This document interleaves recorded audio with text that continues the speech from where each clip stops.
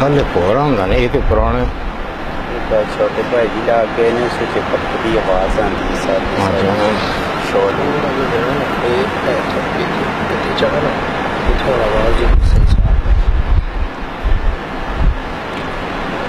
الحمد لله وسلام على عباده الذين اصطفى أما بعد فأعوذ بالله من الشيطان الرجيم بسم الله الرحمن الرحيم يا أيها الذين آمنوا إذا نودي للصلاة من يوم الجمعة فاسعوا إلى ذكر الله وذروا البيع ذلكم خير لكم إن كنتم تعلمون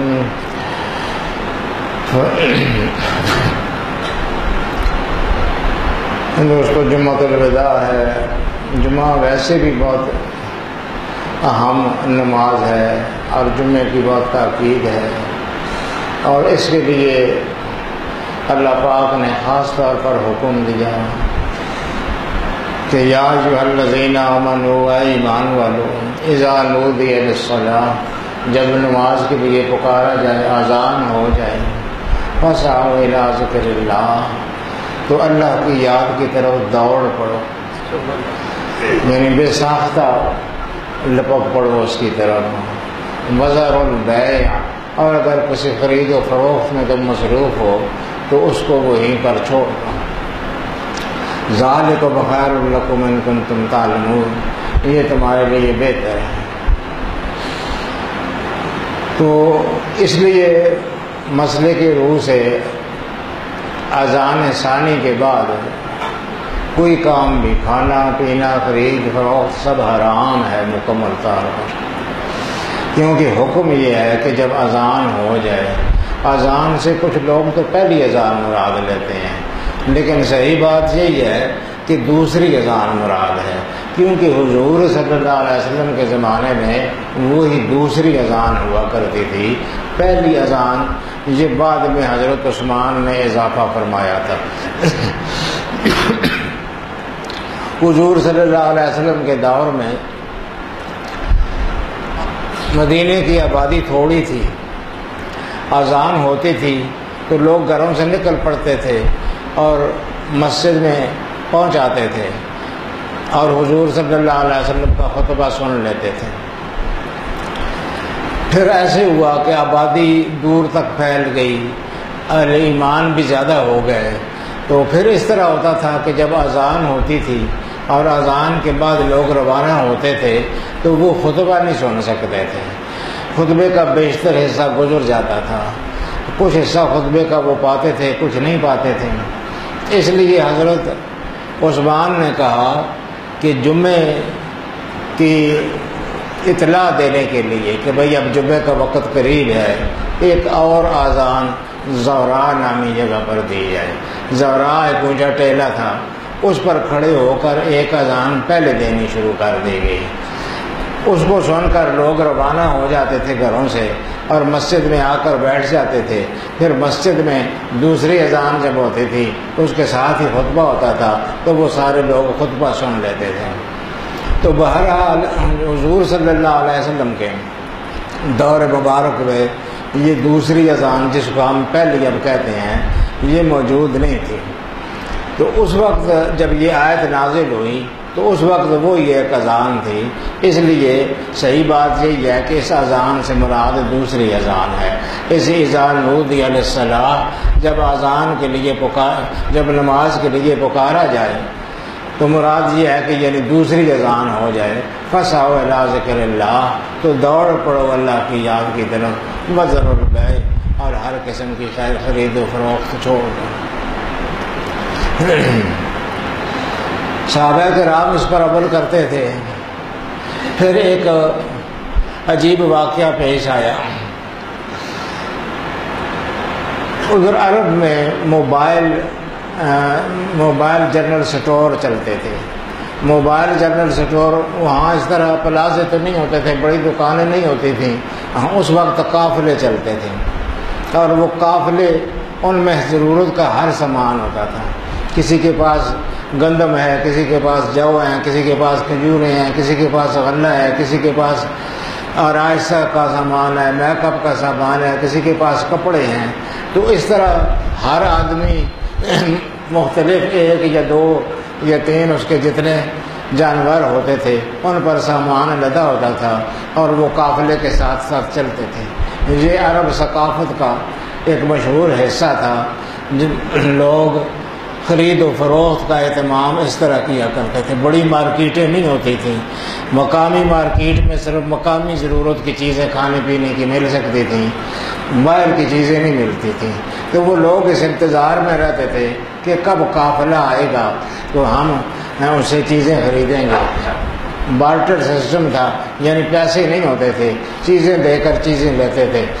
تو اس کے مطابق لوگ اپنی چیزیں رکھ کر انتظار میں ہوتے تھے کہ جب قافلہ آئے گا تو میں یہ گندم یا یہ کھجوریں دے کے کپڑے لوں گا یا فلاں سامان لوں گا۔ پہلے سے ذہن بنا رکھا ہوتا تھا لوگوں نے۔ جب قافلہ آتا تھا تو قافلہ اپنی اطلاع دینے کے لیے ڈول یا ڈگڈگی یا کوئی اس قسم کی چیز بجاتا تھا جس کی آواز دور تک جاتی تھی، لوگوں کو پتہ چل جاتا تھا کہ قافلہ آ گیا ہے۔ قافلے زیادہ ٹھہرتے نہیں تھے، خرید و فروخت کر کے روانہ ہو جاتے تھے۔ ایک دفعہ حضور صلی اللہ علیہ وسلم جمعے کا خطبہ دے رہے تھے، ایک قافلہ آیا، تجارتی قافلہ، اس نے مدینے کے باہر آ کے پڑاؤ ڈالا اور اپنے معمول کے مطابق انہوں نے ڈگڈگی بجائی یا ڈھول بجایا تاکہ لوگوں کو پتہ چل جائے کہ قافلہ آ گیا ہے۔ اب لوگوں کو یہ بھی پتہ تھا کہ قافلہ زیادہ ٹھہرتا نہیں ہے، بس خرید و فروخت کا سامان لیا تو پھر وہ جہاں انہوں نے قیام کرنا ہو وہ کوئی اور پڑاؤ ہوتا تھا۔ تو ہر جگہ قافلہ زیادہ نہیں ٹھہرتا تھا، اس لیے جو ہی حضور صلی اللہ علیہ وسلم خطبہ دے ہی رہے تھے کہ ادھر سے ڈگڈگی کی آواز آئی۔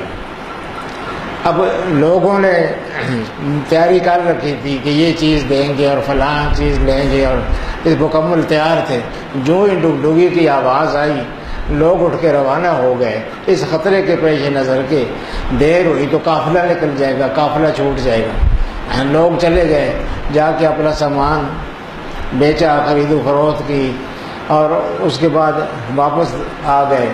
اور ابھی جمعہ نہیں ہوا تھا، سلسلہ خطبے وغیرہ کا جاری تھا، لوگ اب جلدی جلدی اپنا خرید و فروخت کا سامان دے کے واپس آ گئے، آ کے بیٹھ گئے۔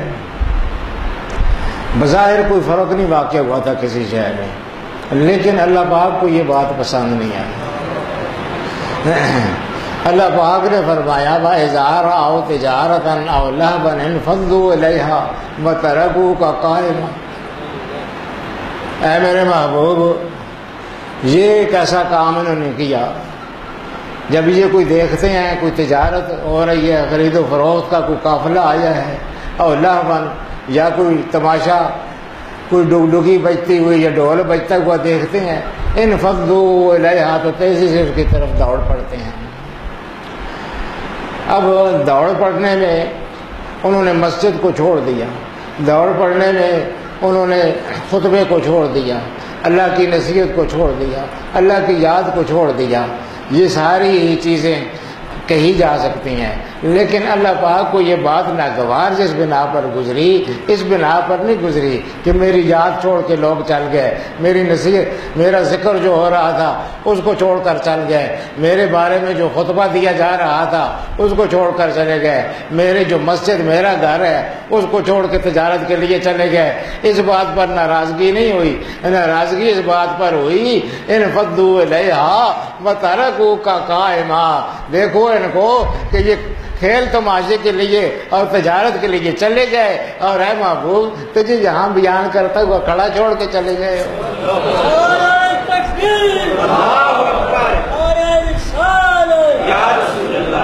مطلب یہ ہے کہ یہ میرے محبوب کے شایان نشان نہیں ہے، یہ میرے محبوب سے انہوں نے اعراض کیا ہے۔ میرا محبوب بیان کر رہا تھا، جب تک اس کا بیان جاری تھا اس کو سننا چاہیے تھا کان لگا کے۔ یہ کیا ہوا کہ قافلے کا کی آواز سنی اور دوڑ پڑے اس کی طرف، قل ما عند اللہ خیر من اللہ ومن التجارہ، ان کو بتا دو کہ اللہ کے پاس جو انعام ہوتے ہیں وہ لغو سے، ان کھیل تماشوں سے اور تجارت سے مدر جہاں زیادہ بہتر ہوتے ہیں، اور یہ تم دوڑتے ہیں اس لیے ہو کہ قافلہ چلا گیا تو پھر خرید و فروخت کا کیا ہوگا؟ واللہ خیر الرازقین، اللہ بہترین رزق دینے والا ہے، وہ کوئی ذریعہ پیدا کر دے گا تمہارے رزق کا، محبوب کو چھوڑ کے نہیں جانا چاہیے تھا۔ تو اس طرح سے یہ جمعے کی بہت اہمیت ہے۔ حضور صلی اللہ علیہ وسلم تشریف لائے تھے جب ادھر سے ہجرت کر کے مکہ پاک سے، تو کچھ عرصہ ادھر قباء میں قیام فرمایا تھا، تو حالانکہ ابھی مدینہ آپ نہیں پہنچے تھے، جمعہ آ گیا، تو جمعہ وہ مسجد نبوی کو پہنچنے سے پہلے حضور صلی اللہ علیہ وسلم نے ادا فرما کے تو بعد میں روانہ ہوئے۔ تو غرض ہے کہ یہ جمعہ جو ہے اس کی بہت اہمیت ہے۔ حضور صلی اللہ علیہ وسلم نے فرمایا کہ بہترین وہ دن جس میں سورج طلوع ہوتا ہے، ان سب دنوں میں بہترین دن جو ہے وہ جمعے کا دن ہے۔ اس میں آدم علیہ السلام کی تخلیق ہوئی، اسی میں آدم علیہ السلام جنت میں داخل کیے گئے، اسی میں آدم علیہ السلام زمین پر اتارے گئے، اور اسی میں قیامت کے دن سور پھونکا جائے گا۔ اور فرمایا کہ جمعے کے دوران، جمعے کے اندر ایک ساعت ہے کہ جو آدمی اس کو پا لے اور اس وقت وہ کوئی دعا مانگتا ہو، اللہ پاک اس کی دعا قبول فرما لیتا ہے۔ وہ اب پتہ نہیں کون سی ہے، ایسی ساری چیزیں مبہم ہیں، لیلۃ القدر ہو یا شعبان کی رات کے کوئی لمحہ ہو یا جمعے کے دن کا کوئی لمحہ ہو، ایسی چیزیں مبہم رکھی جاتی ہیں۔ اگرچہ علماء بعد میں کوئی نہ کوئی اس کی تعیین کرنے کی کوشش کرتے ہیں، مگر وہ تعیین ہوتی نہیں ہے بنیادی طور پر۔ اس کو مبہم رکھنے کا فائدہ یہ ہوتا ہے کہ زیادہ سے زیادہ لوگ فائدہ حاصل کریں اور زیادہ سے زیادہ کوشش کریں۔ تو جمعے کے دن کوئی ایک ساتھ ہے کہ جو اس کو پا لے، اللہ سے مانگ رہا تو اللہ اس کی وہ خواہش اور وہ تمنا اور وہ دعا پوری کر دیتا ہے۔ علماء نے فرمایا کہ امام جس وقت گھر سے نکل کر ممبر پر بیٹھتا ہے اور جب وہ فارغ ہوتا ہے جمعے کی دعا سے، تو یہ سارا لمحہ جو ہے، یہ سارا وہ جو ساتھ ہے وہ ان لمحات کے دوران ہے۔ اور بعض میں یہ ہے کہ امام جب خطبے سے فارغ ہوتا ہے وہ وقت ہے۔ مختلف روایات پائی جاتی ہیں، بہرحال چھوٹے چھوٹے وقت ہوتے ہیں، بعض دو خطبوں کے درمیانی لمحے کی بھی آئی ہوئی ہے، تو ان سب میں کوئی چھوٹی سی دعا کر لیا کرے کہ باری تعالیٰ میری مغفرت فرما دے، کوئی بیمار ہے تو اس کی مغفرت کے لیے دعا فرما دی۔ لمبی چوڑی دعائیں کرنے کی ضرورت نہیں ہے، وہ ساتھ ہی تھوڑی سی ہے، اور اس ساتھ میں اگر وہ موافق ہو جائے تو بڑی شے ہے۔ تو بہرحال یہ اہمیت ہے جمعے کی۔ تو جمعہ عام دنوں میں بہت زیادہ محترم ہے، پھر جمعہ رمضان کا وہ باقی جمعوں میں بہت زیادہ ہے۔ حضور نے فرمایا کہ عام دنوں میں جو اس میں جو ایک فرض ادا کرے تو باقی دنوں میں 70 فرض ادا کرنے کے برابر ہوتا ہے، یعنی 70 گنا زیادہ ہوتا ہے۔ تو اس میں جمعہ آ جائے تو وہ تو اور زیادہ، پھر کتنے اس کے درجے بڑھ جائیں گے، اور پھر وہ جمعہ اتفاق سے آخری عشرے میں آ جائے پھر تو وہ بہت ہی اس کے درجات اور براتب ہیں، اور آخری عشرے میں بھی وہ طاق دنوں میں آ جائے تو پھر اور زیادہ اس کی فضیلت ہے۔ یہ جمعہ طاق دنوں میں آ رہا ہے، اس لیے بہت اس کی فضیلت ہے۔ تو ان لمحات میں اللہ کی ذکر اور اللہ کو یاد کرنا چاہیے۔ روزے ہم نے رکھے، اور آگے اب صدقہ فطر کا مسئلہ ہے۔ صدقہ فطر ہر آدمی پر واجب ہے اپنے ان تمام لوگوں کی طرفوں سے جن کے وہ اخراجات برداشت کرتا ہے۔ غلام ہیں، لونڈیاں ہیں، بچے ہیں چھوٹے یا بڑے، جن کے وہ اخراجات برداشت کرتا ہے، گھر کا سربراہ ہے مثلا، تو جن کے اخراجات وہ برداشت کرتا ہے ان سب کا صدقہ جو ہے وہ واجب ہے، مہمان کا نہیں ہے۔ کچھ لوگوں نے یہ بات بنا لی ہے کہ مہمان آئے تو اس کا بھی واجب ہو جاتا ہے، تو مہمان بیچارہ گھر میں رہے، وہ مہمان آنے سے کوئی اس کی اہل خانہ پر ذمہ داری نہیں ہے۔ جن کا وہ صاحب خانہ عام حالات میں زندگی میں جن کا ذمہ دار ہے ان کی طرف سے صدقہ فطر دینا ہوتا ہے، اور صدقہ فطر جو ہے یہ 100 روپے کے لگ بھگ ہے۔ مفتی منیب صاحب نے جو تحقیق چھاپی ہے وہ اس کے مطابق وہ 100 ہی روپیہ انہوں نے بتایا ہے، تو 100 روپیہ تقریباً صدقہ فطر بنتا ہے، اور اتنا ہی فدیہ بھی بنتا ہے۔ فدیے سے مراد یہ ہے کہ ایک آدمی روزے نہیں رکھ سکتا ہے تو اس کا فدیہ روزوں کا دینا پڑتا ہے، ففدیۃ طعام مسکین، ایک مسکین کو کھانا کھلانا پڑتا ہے۔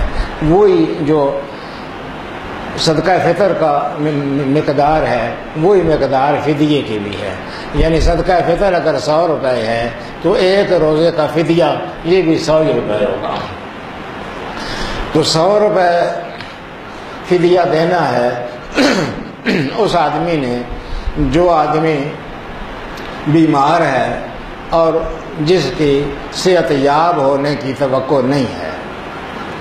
جس آدمی کے صحت یاب ہونے کی توقع ہے وہ فدیہ نہیں دے سکتا ہے، کوئی بخار ہو گیا، کوئی اور چیز ہو گئی اور جس کی وجہ سے روزے نہیں رکھ سکے، اس پر قضا لازم ہے۔ فدیہ اس پر ہے جو کسی ایسی بیماری میں مبتلا ہے کہ ڈاکٹروں کے بقول اس کی صحت یابی کا امکان نہیں ہے۔ اس کے بارے میں بھی علماء نے لکھا ہے کہ ڈاکٹروں نے، حکیموں نے یہ کہا کہ اب اس کی صحت یابی کا امکان نہیں ہے، اور اس بنا پر اس نے فدیہ دے دیا، لیکن پھر بعد میں اللہ پاک نے اس کو شفا دے دی تو اس پر پھر قضا واجب ہوگی، اس کو وہ روزے قضا کرنے پڑیں گے اور فدیہ جو ہے وہ صدقے میں شمار ہو جائے گا۔ تو اس لیے فدیہ بھی ان لوگوں کو دینا چاہیے جو لوگ روزہ نہیں رکھ سکتے ہیں کسی وجہ سے۔ اور آگے پھر عید کا مسئلہ ہے۔ عید بھی ایک بڑی مسرت ہے اور بڑی خوشی ہے جو اللہ پاک نے ہم کو نصیب فرمائی ہے۔ حضور صلی اللہ علیہ وسلم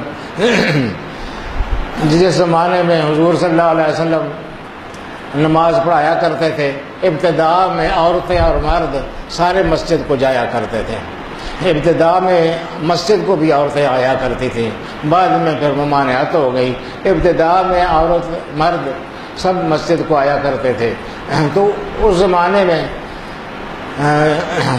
حتیٰ کہ جنازے کے لیے بھی عورتیں جایا کرتی تھیں، مرد بھی جاتے تھے، عورتیں بھی جایا کرتی تھیں جنازے کے لیے، تو عید کے لیے بھی جایا کرتے تھے۔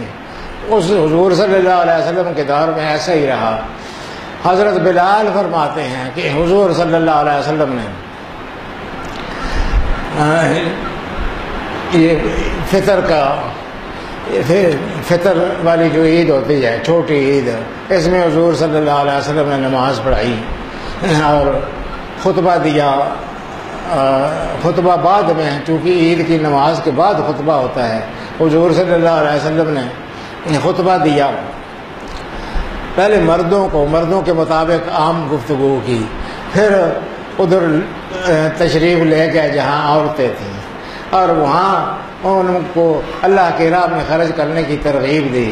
تو وہ کیسی نیک بخت خواتین تھیں، انہوں نے اس جھگڑے میں نہیں پڑی کہ نصاب کتنا ہے اور کتنا میں نے دینا ہے۔ حضرت بلال کہتے ہیں کہ جس کے کان میں بالی تھی اس نے بالی اتار کر پھینک دی، جس کے ناک میں لت تھی اس نے لت نکال کے پھینک دی، جس کے ہاتھ میں کڑے تھے اس نے کڑے اتار پر پھینک دیے، جس کے گلے میں ہار تھا سونے یا چاندی کا اس نے وہ اتار کر پھینک دیا۔ میں نے چادر بچھا دی تھی، وہ چادر بھری گئی ان سے برات کے ساتھ، میں اسے لے کر آیا، حضور صلی اللہ علیہ وسلم نے دعا فرمائی ان عورتوں کے لیے، اور وہ سارا مال جو ہے وہ دیگر غربا مساکین میں تقسیم کر دیا۔ تو اس چیز میں ہم نے ایک اور مسئلہ بنا لیا ہے کہ ہم سوا کے لوگ گندم کے ساتھ چپک کر رہ گئے ہیں. یہ سب سے غریب ترین آدمی کے لیے نصاب ہے. نصاب جو ہے زکوٰۃ کے مختلف ہیں. کھجور بھی دے سکتا ہے آدمی، جو بھی دے سکتا ہے، اور ملکہ بھی دے سکتا ہے. متعدد چیزیں ہیں جن سے صدقہ فطر ادا کیا جا سکتا ہے. تو ہر آدمی کو اپنی گنجائش کے مطابق کرنا چاہیے. ایک آدمی شادیوں پر تو لاکھوں کروڑوں لٹا دے، لیکن صدقے کا وقت آئے تو اس وقت اس کو وہی 2.25 گندم اس معیار سے چپکا رہے. ایسا نہیں ہے. اپنی حیثیت کے مطابق، اگر آپ کی حیثیت جو دینے کی ہے آپ جو دے دیں، اگر آپ کی حیثیت کھجور دینے کی ہے وہ ہوتی بھی 1 سا ہے، وہ ساری 1 سا ہے.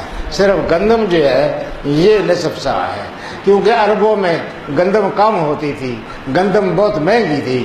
یہ آدھی جو ہے آدھی سا مساوی تھی باقی چیزوں کے سا کے ساتھ، اس لیے یہ تھوڑی رکھی گئی کیونکہ یہ قیمتی تھی. اس لیے یہ مختلف نصاب ہے زکوٰۃ کے. کچھ لوگ کشمش آج کل کے ریٹ کے اعتبار سے کشمش جو ہے یہ سب سے مہنگا صدقہ ہے.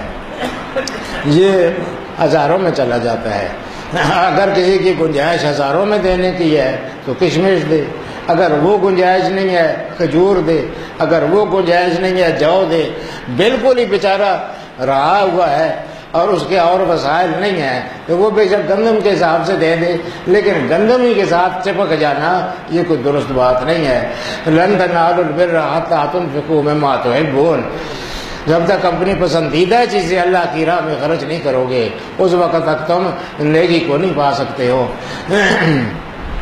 اور یہ جو آخری دن ہوتا ہے رمضان کا، اس کے بارے میں حضور صلی اللہ علیہ وسلم نے فرمایا کہ جب لوگ رمضان مکمل کر لیتے ہیں اللہ کو یاد کرتے ہوئے اور پھر عید کی صبح وہ تکبیر کہتے ہوئے اللہ کی بڑائی بیان کرتے ہوئے عیدگاہ کو جاتے ہیں اور وہاں نماز ادا کرتے ہیں تو اللہ پاک ملائکہ کے سامنے مباحات فرماتا ہے، یعنی فخر فرماتا ہے اور کہتا ہے کہ اے میرے فرشتوں ما جزاء اجیر وفا عمل، بتاؤ کہ کوئی اجیر کوئی مزدور اپنی مزدوری پوری کرے اس کو کیا ملنا چاہیے.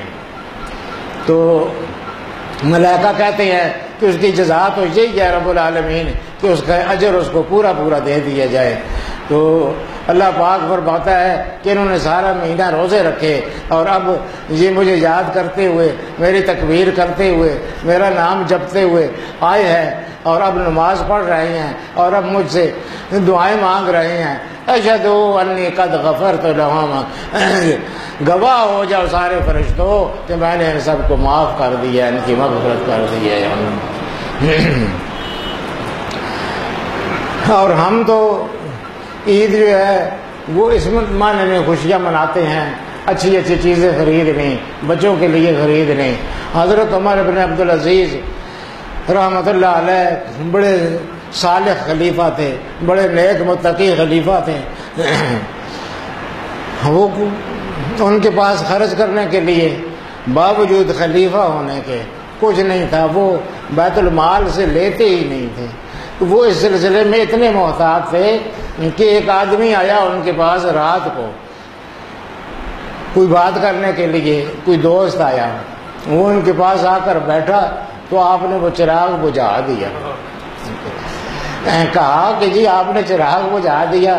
فرمایا ہاں، تو میرے ذاتی کام کے لیے آیا ہے، چراغ جو ہے وہ سرکاری خرچے سے چل رہا ہے، اس لیے سرکاری خرچے میں بیٹھ کے اپنے ذاتی کام نہیں کیے جا سکتے ہیں، اس لیے بجھا دیا ہے. تو ایسے محتاط آدمی کا کیا اندازہ ہو سکتا ہے. ان کا یہی مسئلہ ہوا کہ عید آ گئی، عید آ گئی تو ان کی اہلیہ حاضر ہوئیں.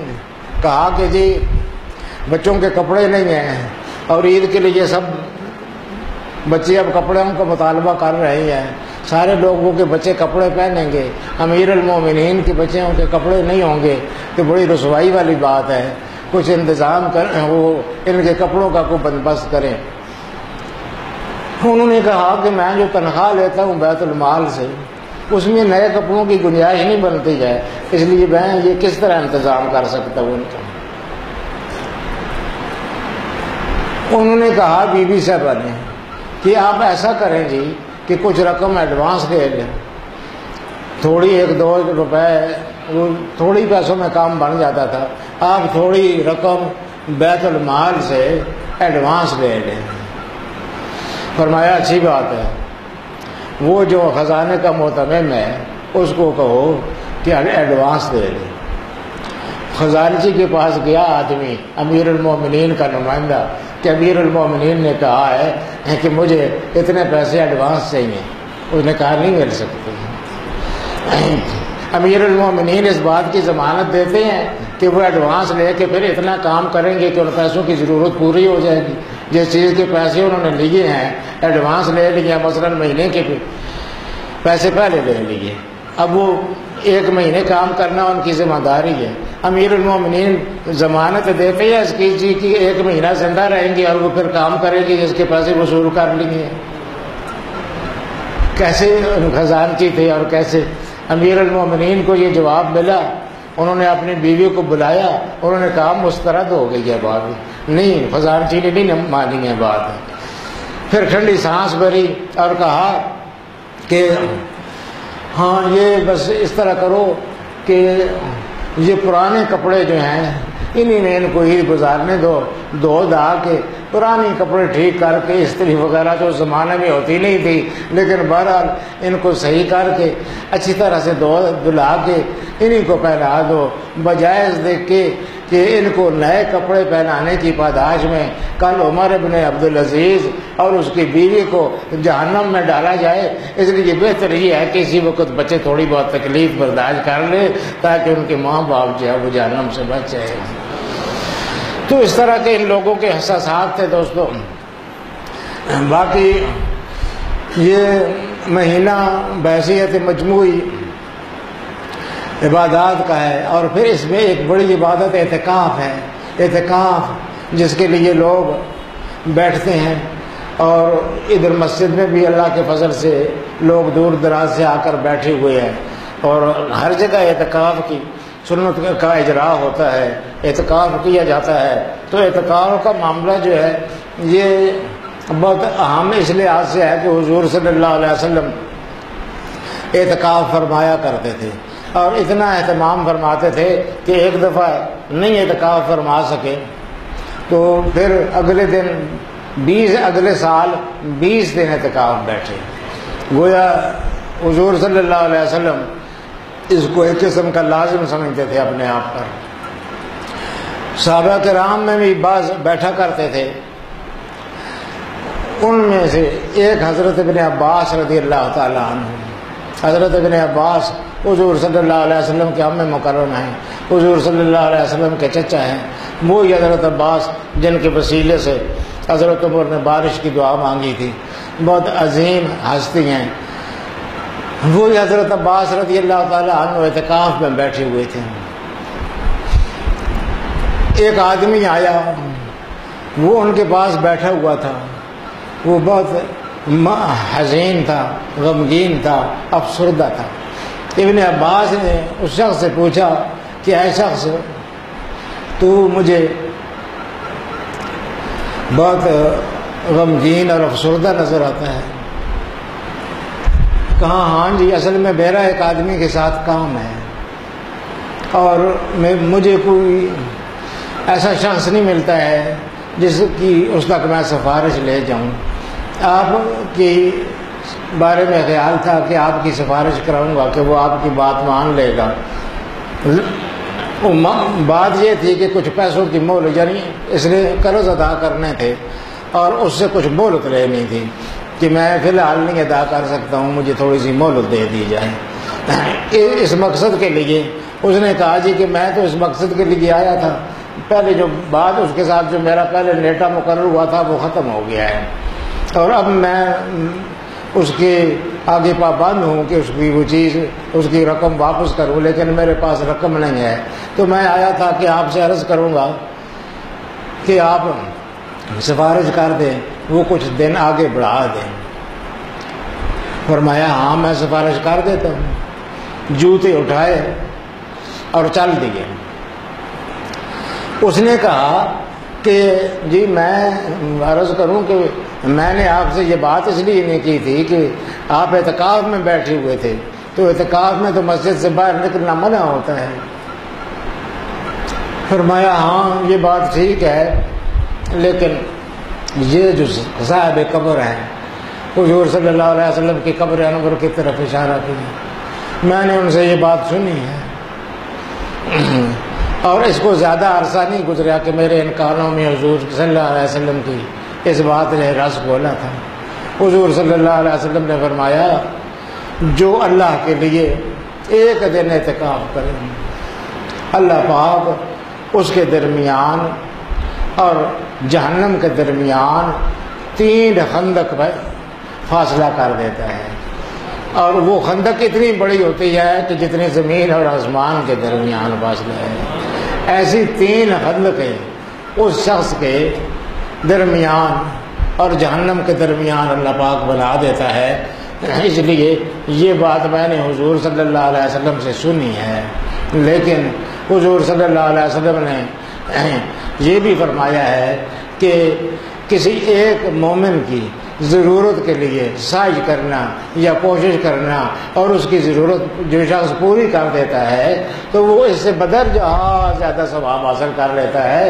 اس لیے میں اعتکاف کی خندقوں کو اعتکاف کی سے جو خندقیں ملتی ہیں اور جہنم کے درمیان حائل ہوتی ہیں، میں ان کو تیری ضرورت کے لیے میں نے ترک کر دیا اعتکاف، چل اس آدمی کے ساتھ بات کرتے ہیں۔ تو اصل بات یعنی جذبہ اعتکاف میں خدمت خلق بنیادی حیثیت رکھتا ہے۔ اعتکاف تو آپ پورا کریں جو لوگ بھی اعتکاف کرتے ہیں، لیکن پھر اس جذبے سے اٹھیں کہ کوئی بھی مسلمان تکلیف میں ہوگا اس کے ساتھ امداد کریں گے، تعاون کریں گے، رشتہ دار ہو یا غیر رشتہ دار ہو، مالی مشکلات سے دوچار ہو یا اور کوئی، آپ اس کا ایسا تعاون کر سکتے ہیں کہ اس تعاون کے ساتھ اس کا کوئی مسئلہ حل ہو سکتا ہے، تو خط البسا اس کے لیے کوشش کرنی چاہیے۔ یہی سبق ہے اعتکاف کا، اور اعتکاف بنیادی طور پر ایک اللہ کے دربار میں پڑھ رہنا ہے۔ دائم پڑا ہوا تیرے در پر نہیں، غالب کا شعر ہے، دائم پڑا ہوا تیرے در پر نہیں ہوں میں۔ غالب کا اس لیے میں نے کہا کہ دائم سن کے آپ یہ نہ سمجھے میرا ہے شعر، دائم پڑا ہوا تیرے در پہ نہیں ہوں میں، خاک ایسی زندگی پہ کہ پتھر نہیں ہوں میں۔ غالب کہتے ہیں کہ میں ہر وقت تیرے در پر نہیں پڑا رہتا ہوں، دائم ہمیشہ تیرے در پر پڑا نہیں رہتا ہوں۔ تو یہ جو پتھر ہے نا تیرے در کا، یہ ہر وقت ادھر تیرے در پر پڑا رہتا ہے۔ میں نہیں پڑا رہ سکتا ہوں کیونکہ انسان ہوں، تو دائم تیرے در پر پڑا نہیں ہوں میں، خاک ایسی زندگی پر کہ پتھر نہیں ہوں میں۔ کتنے افسوس کی بات ہے، غالب انسان ہونے کی بجائے یہ پتھر ہوتا جو تیرے در پر پڑا ہوا ہے، ہر وقت تو اس کے پاس سے گزرتا تو کتنی اچھی بات ہوتی۔ تو یہ بندہ جو ہے یہ اللہ کے تصور میں کھو جاتا ہے، بیٹھ جاتا ہے، تنہائی میں اس کی طرف متوجہ ہو جاتا ہے، تو اپنے سارے ناطے توڑ کے، رشتے توڑ کے، تعلقات توڑ کے، بالکل منقطع ہو کے آ کے اللہ کے گھر میں بیٹھ جاتا ہے، تو اس پر اللہ پاک جو ہے وہ پھر خاص مہربانیاں فرماتا ہے، خاص جی ڈھونڈتا ہے پھر وہی فرصت کے رات دن، بیٹھے رہے تصور جانا کیے ہوئے۔ اعتکاف سے جب لوگ اٹھ کر جائیں گے تو پھر ان کو یہ دن یاد آئیں گے اور پھر وہ کہا کریں گے جی ڈھونڈتا ہے پھر وہی فرصت کے رات دن، بیٹھے رہے تصور جانا کیے ہوئے۔ تو تو یہ محبوب حق تعالی اور محبوب محمد صلی اللہ علیہ وسلم ان کے یاد میں یہ بسر ہوتے ہیں، اللہ کی تسبیح پڑھی جاتی ہے، اللہ کی حمد و ثنا بیان کی جاتی ہے، اللہ کی عظمتیں بیان کی جاتی ہیں، مصطفیٰ صلی اللہ علیہ وسلم پر درود کے نذرانے پیش کیے جاتے ہیں، ان پر سلام پیش کیے جاتے ہیں۔ کوئی تصور جانا میں کھوئے کھوئے 10 دن گزر جاتے ہیں۔ اللہ پاک ان متقین کی حاضری اس جذبے کے ساتھ قبول فرمائے۔ وآخر دعوانا الحمدللہ رب العالمین۔